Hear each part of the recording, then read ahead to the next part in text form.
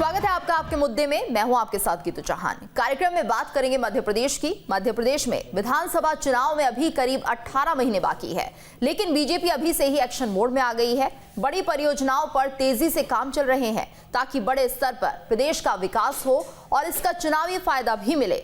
CM Shivraj ने PM Modi को 3 बड़ी परियोजना महाकाल कॉरिडोर, केन बेतवा और इंदौर में सीएनजी प्लांट के भूमि पूजन और लोकार्पण का न्योता भी दे दिया है। ऐसे में सवाल यह है कि क्या 2023 में विकास होगा मध्य प्रदेश का चुनावी मुद्दा? क्या महाकाल कॉरिडोर को मुद्दा बनाकर 2023 जीतेगी बीजेपी? क्या पीएम मोदी के एंट्री से 2023 विधानसभा चुनाव का आगाज होगा? बीजेपी का विकास मॉडल आखिर कांग्रेस के लिए कितनी बड़ी चुनौती बन सकता है? इन 3 बड़ी परियोजनाओं से क्या एमपी में बेरोजगारी कम होगी? चर्चा में हमारे साथ खास मेहमान होंगे, लेकिन उससे पहले देखते हैं रिपोर्ट।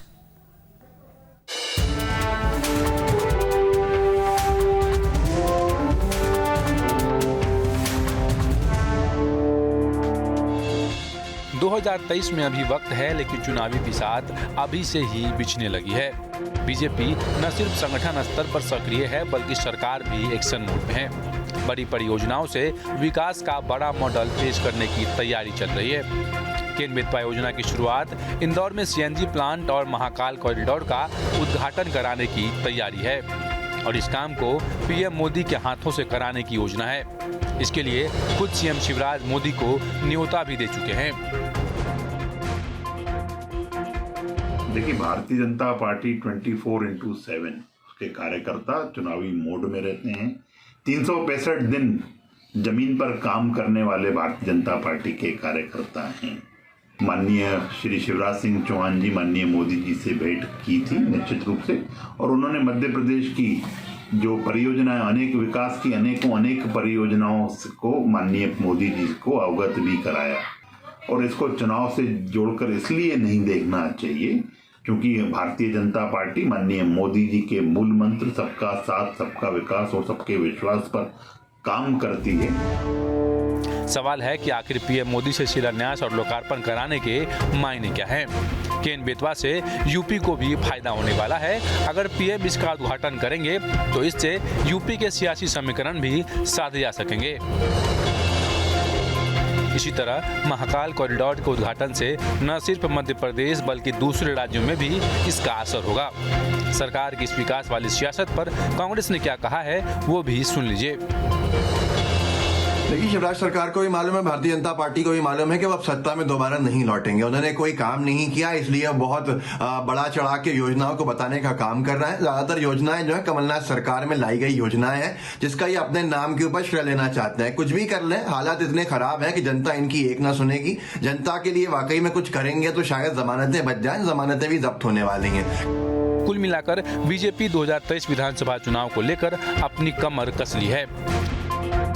पार्टी के स्तर पर जो तैयारी चल रही है वो तो पार्टी को फायदा पहुंचाएगा ही, साथ ही सरकार भी अपने स्तर से विकास के मॉडल स्थापित करके चुनाव से पहले प्रदेश में विकास को मुद्दा बनाने की कोशिश में जुट गई है।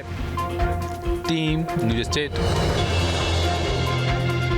और हमारे साथ मेहमानों का खास पैनल भी जुड़ चुका है। हमारे साथ सत्य प्रकाश शर्मा जुड़े हुए हैं, वरिष्ठ पत्रकार हैं। डॉक्टर दुर्गेश केशवानी, बीजेपी के प्रवक्ता। आनंद जाट, वरिष्ठ नेता है कांग्रेस के। आप सभी का स्वागत है।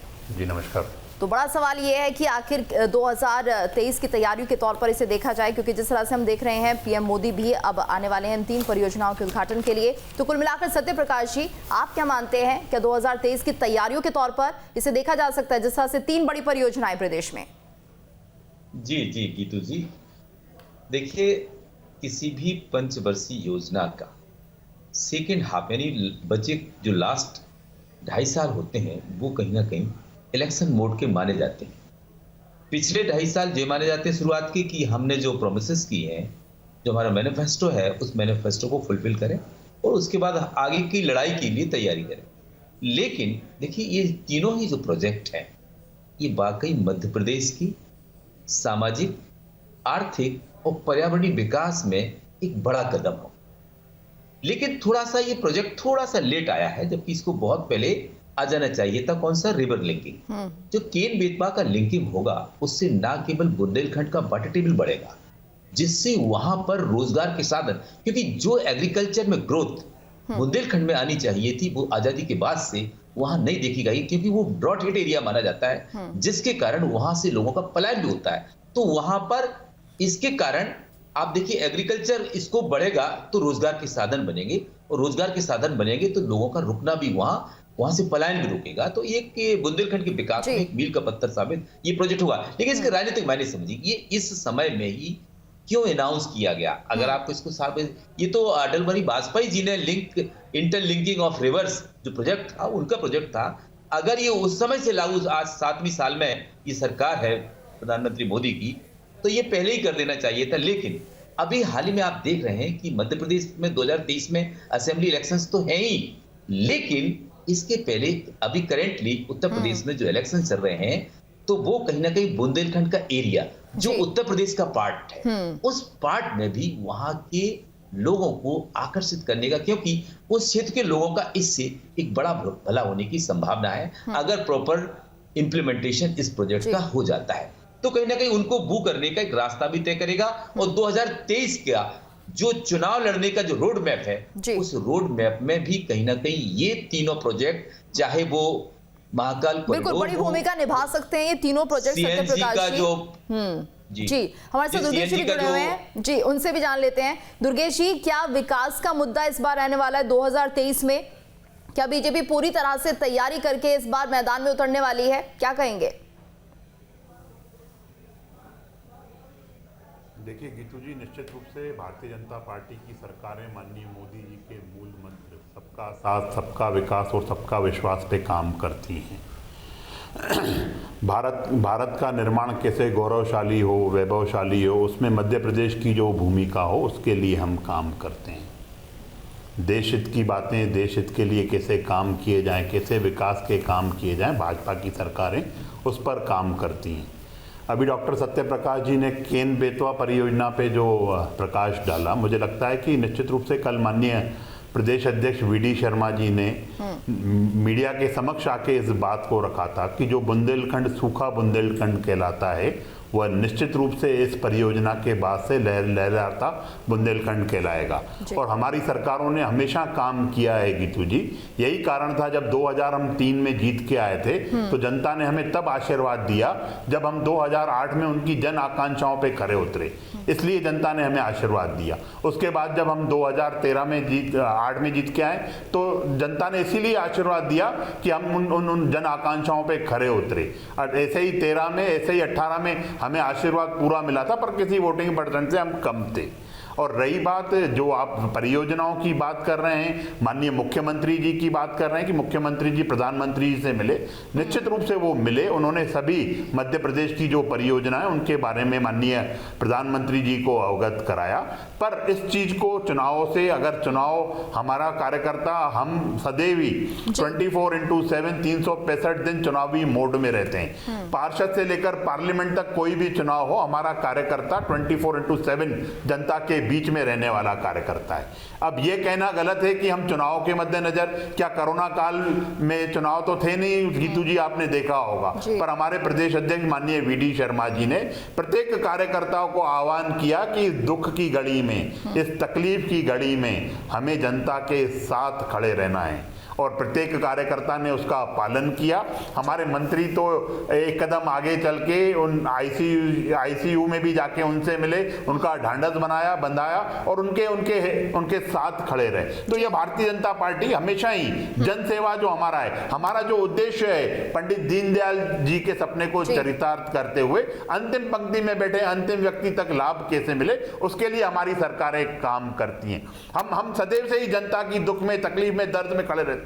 अगर आपने अभी जैसे ओला और पाले की और जो अतिवृष्टि हुई, तो मुख्यमंत्री जी मैदान में, हमारे मंत्रीगण मैदान में, हमारे विधायक मैदान में, और माननीय मुख्यमंत्री जी ने हाई कमेटी बैठक लेके सबको निर्देशित कर दिया कि मध्य प्रदेश में हमारे किसान भाई परेशान न हो। हम सदैव ही जनता की सेवा के, जनता के हित के लिए, चाहे फिर हमारा संगठन हो, हमारी सरकार हो, हमारा एक ही ध्येय है कि मध्य प्रदेश की 8 करोड़ जनता की चिंता करनी है, उनको तकलीफ न होनी चाहिए। आनंद जी, आप क्या मानते हैं, क्या बीजेपी का विकास मॉडल इस बार कांग्रेस के लिए चुनौती बन सकता है, क्योंकि काफी पहले से ये तैयारियां की जा रही हैं?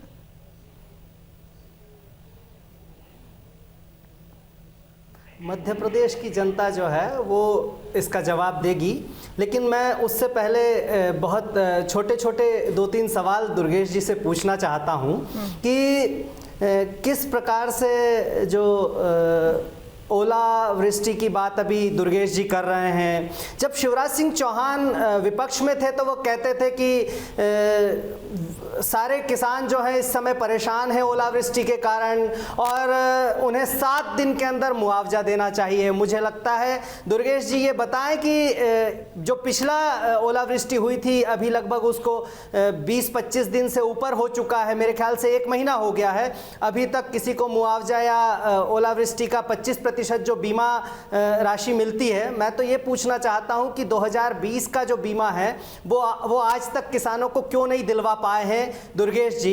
फिर दूसरा यह है कि आज और कल में भी ओलावृष्टि का मध्य प्रदेश में किसानों के ऊपर कहर बनकर कहीं कहीं ये सूचना है।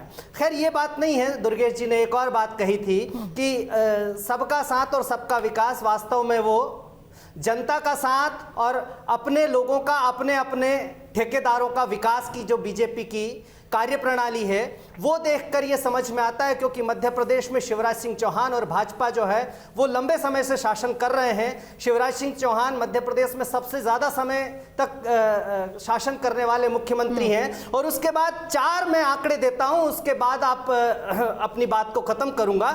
मध्य प्रदेश आज कुपोषण में पूरे देश के सबसे प्रमुख राज्यों में है, जो शीर्ष राज्य हैं उनमें से एक है। मध्य प्रदेश गरीबी में देश में 4थे स्थान पर है और 37% लोग यहाँ गरीब हैं। ये मैं नहीं कह रहा हूँ, नीति आयोग कह रहा है। और 37% का अर्थ ये है कि लगभग 2.5 करोड़ की आबादी जो है वो मध्य प्रदेश में गरीबी रेखा के नीचे है। मध्य प्रदेश शिक्षा के क्षेत्र में 19 बड़े राज्यों में 17वें स्थान पर है। और मध्य प्रदेश में स्वास्थ्य सेवाओं की दुर्गति इस कदर है कि मध्य प्रदेश 18वें नंबर पर है 19 राज्यों की सूची में। ये मैं नहीं कह रहा हूं, नीति आयोग कह रहा है। और जैसे मैं बीच में नहीं बोला हूं, आपकी बात आ गई होगी, मैं बीच में नहीं बोल रहा हूं, मैं बीच में नहीं बोला हूं, मैं अपनी बात कह लूं उसके बाद आप कहिएगा। शायद दुर्गेश जी और मध्य प्रदेश में मेरी बात पूरी होने दीजिए, बीच में मेरी बात पूरे होने दीजिए।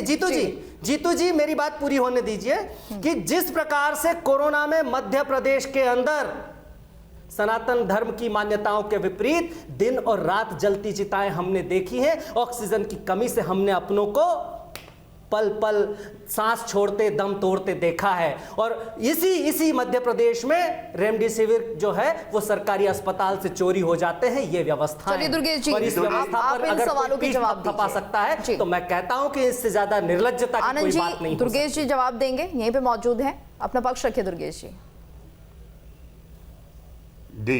जीतू जी, सबसे पहले तो इन्होंने जो एक ठेकेदारों की प्रणाली बोली, आज बड़ा ही ये हास्यास्पद लगता है कि जो लोग जिन्होंने कभी कोरोना में काम नहीं किया, एक जनसेवा का काम अगर किसी इनके जो ये बैठे हुए हैं यहाँ से लेकर राहुल गांधी तक एक फोटो जारी नहीं कर पाए कि कोरोना काल में सेवा कैसे की जाती है, आज वो आरोप लगाने की बातें कर रहे हैं, बड़ा ही हास्यास्पद लगता है। और ये एक ठेकेदारों की परंपरा भी बता रहे हैं कि ठेकेदारों की परंपरा शिवराज जी के लेकर उल जलूल जो आरोप लगा रहे हैं, जो कांग्रेस की कल्चर में ये शुमार है। अब मेरे मित्र ये बताइए कि इनके जो विधायक थे, इनके विधायकों ने ये तक मीडिया के समक्ष आके बात रखी थी कि कमलनाथ सरकार में कमलनाथ जी को न विधायकों से मिलने का टाइम है, न मंत्रियों से मिलने का टाइम है, पर ये सिर्फ और सिर्फ ठेकेदारों से, माफियाओं से और इनसे कमलनाथ जी मिलते हैं। और हद तो तब हो जाती है जीतू जी जब इन्हीं के शासन में एक मंत्री मीडिया के समक्ष आता है और वो कहता है, उमंग श्रृंगार जी कहते हैं कि मध्य प्रदेश में अगर कोई ब्लैकमेलर है,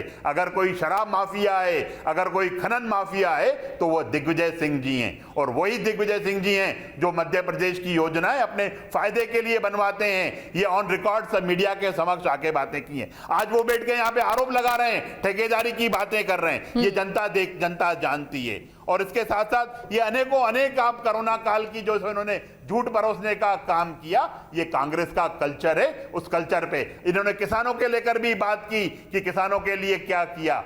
जैसे ही अतिवृष्टि हुई माननीय मुख्यमंत्री श्री शिवराज सिंह चौहान जी जो खुद किसान पुत्र हैं, माननीय कमल पटेल जी जो खुद एक किसान नेता हैं, उन्होंने तुरंत अधिकारियों के साथ मीटिंग करके हाई कमेटी मीटिंग करते हुए उन्होंने यह फैसला दिया कि इसमें जो राजस्व विभाग के साथ साथ पंचायत विभाग की टीम भी जाएगी। पूरी टीम जाके सर्वेक्षण करेगी। 7 दिन तक पूरा सर्वेक्षण हुआ, 10वें दिन से मुआवजा बंटना शुरू हो गया। ये सिर्फ आरोप लगाने का काम करते हैं। जिनको ट्विटर और फेसबुक पे स्पेस मिलती थी, आज जो मीडिया में स्पेस मिलती है उसमें आकर ये अनाप शनाप बैठ के आरोप लगाते हैं। अरे मध्य प्रदेश के हित के लिए कमलनाथ जी ने कुछ किया हो तो वो बताइए 15 महीनों में क्या कर पाए। सिर्फ और सिर्फ 973 वचन लेके आपने मध्य प्रदेश की जनता को झूठ बोला, आपने उनके साथ विश्वासघात किया। एक वचन के लिए भगवान श्री राम ने 14 वर्ष का वनवास काटा था और 973 वचन देके आज आप भी निर्जलता से आके यहाँ पे आरोप प्रत्यारोप की बातें कर रहे हैं। अरे हम जनसेवा करते हैं। हमने कोरोना में चाहे कोरोना काल 1 हो, कोरोना काल 2 हो, अब कोरोना काल 3 में देखिए कहीं किसी हॉस्पिटल में कोई किसी चीज की कमी होने नहीं दी। वैक्सीनेशन को एक अभियान के रूप में हमने लिया। मध्य प्रदेश की 97% वैक्सीनेशन। अरे क्या हो रहा है? यही आरोप लगाने का काम कांग्रेस ने किया था उस समय पे जब वैक्सीनेशन आई थी। सवाल उठाएगी डॉक्टर सत्यप्रकाश जी। तो जिस तरह से ये 3 बड़ी परियोजनाएं शुरू होंगी, ऐसे में क्या बेरोजगारी के लिए कुछ हो पाएगा? क्या लोगों को रोजगार मिलेगा? क्या बेरोजगारी की समस्या? बात करना चाहता हूं जी। उसके बाद ये बात दुर्गेश जी आपसे बातचीत जारी रखेंगे। पहले डॉक्टर सत्यप्रकाश भी हमारे साथ मौजूद है। आज का जो टॉपिक है वो बहुत महत्वपूर्ण है। डिबेट उन टॉपिक्स पर होना चाहिए क्योंकि ये तीनों टॉपिक मैंने कहा सामाजिक, आर्थिक और पर्यावरणीय तीनों विकास में एक बड़ा स्टेप है। अब इसमें मैं आपको बताऊं, हालांकि आपको पता हो जो रिवर लिंकिंग प्रोजेक्ट था, इसके बारे में थोड़ा सा मैं ब्रीफ करना चाहता हूं कि ये जो मद्रास प्रेसिडेंसी के एक चीफ इंजीनियर थे, उनका नाम था सर आर्थर कर्टन। उन्होंने इसको प्रपोज किया था कि कहीं अधिक वर्षा है, कहीं सूखा है, ऐसी स्थिति में जहां ज्यादा बारिश होती वहां भी परेशानी, जहां कम बारिश होती वहां भी परेशानी। अगर इनको जोड़ दिया जाए नदियों को तो वो कहीं ना कहीं देश के विकास में बड़ी भूमिका निभाएंगे। हालांकि इसके बाद 1982 में कहना पड़ेगा इंदिरा जी ने भी, आपको पता हो, नेशनल वाटर डेवलपमेंट एजेंसी बनाई थी इसी के लिए। और कई बार तो ये चीज तो 2014 में कैबिनेट ने इसको अप्रूवल दिया था, लेकिन केन बेतवा लिंक प्रोजेक्ट 2014 से आज के बजट में क्यों आया? एक बड़ा सवाल है। कहीं ना कहीं सरकार पर सवाल है कि जब आपके यहां उत्तर प्रदेश में इलेक्शंस होते हैं तब आप इस प्रोजेक्ट को क्यों लाए? ये प्रोजेक्ट ना केवल बुंदेलखंड बल्कि बुंदेलखंड से प्रभावित अन्य क्षेत्रों में भी, मैं कह रहा हूं बार बार, जब हम वाटर लेवल बढ़ता है, जब नदियां भरी होती हैं तो वाटर लेवल बढ़ता है, वाटर लेवल बढ़ता है तो पानी की जब उपलब्धता होगी तो निश्चित रूप से कहीं पर भी पानी किसी भी क्षेत्र के विकास में 4 चांद लगाता है। एग्रीकल्चर बढ़ेगा, मैं कह रहा हूं टूरिज्म बढ़ेगा। देखिए एक चीज और मैं भूल रहा हूं, वो चीज आपको बताता हूं, याद आ गया कि जो महाकाल कॉरिडोर है, महाकाल कॉरिडोर धार्मिक आस्था का महाकाल बड़ा केंद्र है। और आप जानते हैं कि हमारे जो भारतीय संस्कृति उसका सबसे बड़ा पर्व कुंभ वो भी वही होता है। ऐसे में अगर महाकाल कॉरिडोर का निर्माण होगा तो इससे न केवल टूरिज्म के द्वार खुलेंगे बल्कि उससे जुड़े हुए लोगों को बहुत को रोजगार मिलेगा। एक इंदौर में आपको जानता हूं कि इंदौर देश का ऐसा स्वच्छतम शहर है। तो उस शहर में अगर कचरा निपटान के लिए कंप्रेस नेचुरल गैस कचरे से बनाई जाएगी तो उसके द्वारा क्या होगा कि शहर की स्वच्छता तो आगे बढ़ेगी, लेकिन वहां सीएनजी की भी अवेलेबिलिटी बढ़ेगी, जिससे जो हमारा सस्टेनेबल डेवलपमेंट है, यानी कि जो चीजें हमारे पास संरक्षित हैं उनको हम बचा के रखेंगे, जैसे नेचुरल गैस है, सीएनजी है, पेट्रोल डीजल है, इनको भी उसके माध्यम से बचाएंगे। तो ये सस्टेनेबल डेवलपमेंट के क्षेत्र में एक बड़ा योगदान होगा। लेकिन अब बात ये आती है कि ये जो बचा हुआ टाइम है, यानी इलेक्शन मोड में जब आता है कोई, तब इन चीजों को क्यों लेके आता है? ये देखो स्वाभाविक प्रक्रिया है, क्योंकि जब भी कोई पार्टी सत्ता में होती है तो अपने मास्टर स्ट्रोक ऐसे समय में खेलती है जब उसको वहां। तो सत्यप्रकाश जी, आप मानते हैं 5 राज्यों में जिस तरह से विधानसभा चुनाव होने हैं बहुत बड़ा असर दिखाई देगा इन परियोजनाओं का?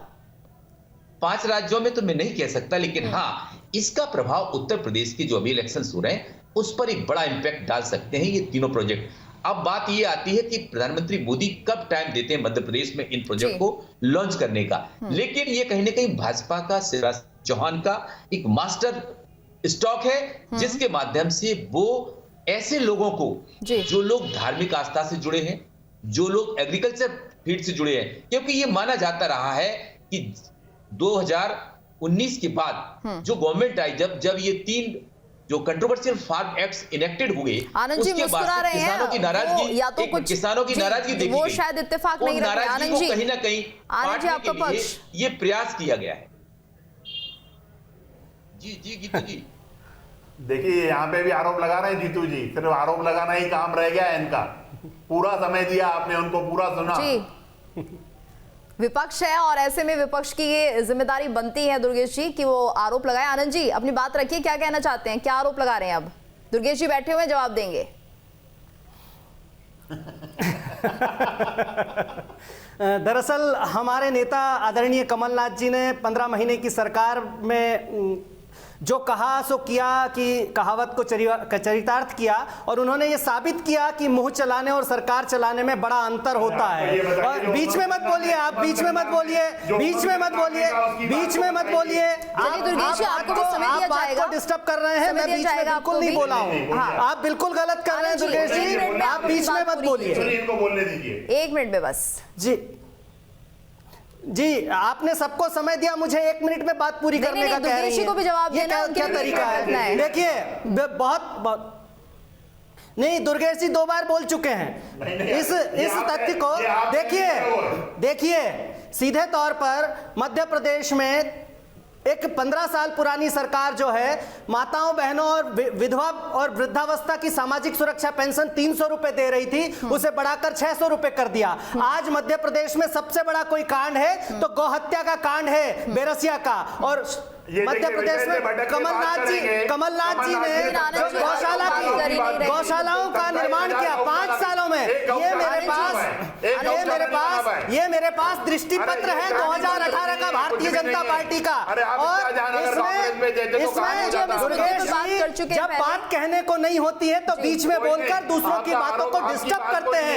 लेकिन मैं कहना चाहता हूं कि क्या 2020 में किसानों को जो ओलावृष्टि हुई थी उसकी राहत राशि आपने बात शुरू की, मैंने नहीं की। और आज जिस तरह से आप बात कर रहे हैं, और आज आपने जिस तरह से मध्य प्रदेश में 100 रुपए में 100 यूनिट बिजली दी जा रही थी, क्या आप उसका विरोध करते हैं? हमारे नेता आदरणीय कमलनाथ जी ने यह साबित किया है कि सरकार चलाने और मुंह चलाने में बड़ा अंतर होता है। और इस प्रकार अगर इसीलिए जनता ने नाकार किया। इस प्रकार से दुर्गेश जी मेरी आवाज को दबाकर अपनी बात नहीं साबित कर सकते हैं, क्योंकि किस प्रकार से मध्य प्रदेश में इसी बेरसिया में भाजपा से जुड़े लोगों ने 2 मिनट में, माफ कीजिएगा, और आप अगर अपनी स्पष्ट तरीके से बात रखते, शांति से रखते तो ज्यादा बेहतर होता। लेकिन फिलहाल आप सभी का बहुत बहुत शुक्रिया इस चर्चा में हिस्सा लेने के लिए, धन्यवाद। और इसी के साथ इस खास पेशकश में इतना ही।